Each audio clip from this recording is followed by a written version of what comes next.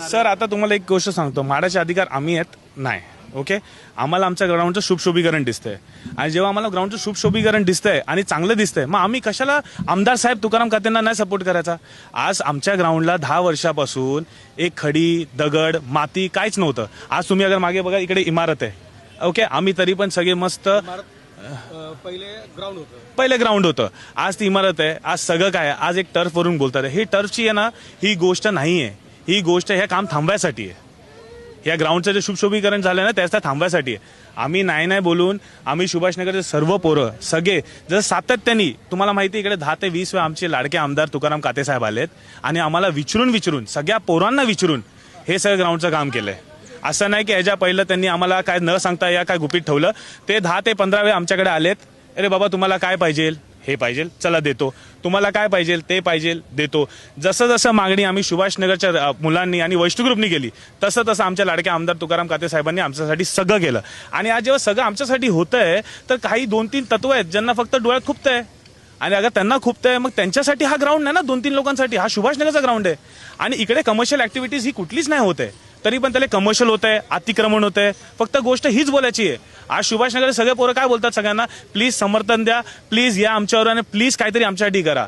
आमचे आमदार आमच्या मागे उभे राहतात, पाठिंबा देतात, तर मग त्यामध्ये त्रास काय. त्यांनी हा फंड आणला आहे, ते फंड लावून करतात आहे आणि त्यांचं काम ते करतात आहे, मग चांगलीच गोष्ट आहे ना. आणि असं कोण आमदार दमदार आमदार आम्हाला भेटलाय जो आमच्यासाठी करतोय.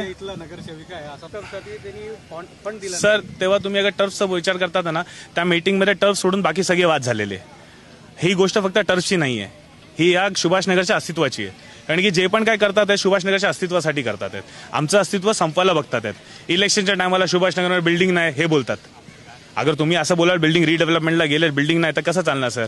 आज ही सुभाषनगर बनते आणि हा जो ग्राउंड बघतो आपण, प्लीज एकदा कॅमेरा अगर तो आपल्या मीडियाच्या माध्यमांनी दाखवला ना, किती छान बनलाय. लहान पोरं, ज्येष्ठ नागरिक सगळ्यांसाठी आज बनतोय. अगर हा ग्राउंडचा मी तुम्हाला एक फोटो पाठवेन, पहिलं कसं होतं आणि आता कसं होतं. इकडे चरसुल्ले गर्दुल्ले ह्यांचं हे वास होतं. इकडे कॉलनीमध्ये आम्ही लोकांनी काय काय नाही ते गोष्टी बघितलेत सर. त्याच्या सामोरे आम्ही जायचो, आम्ही त्याच्या सामोरे गेलोय.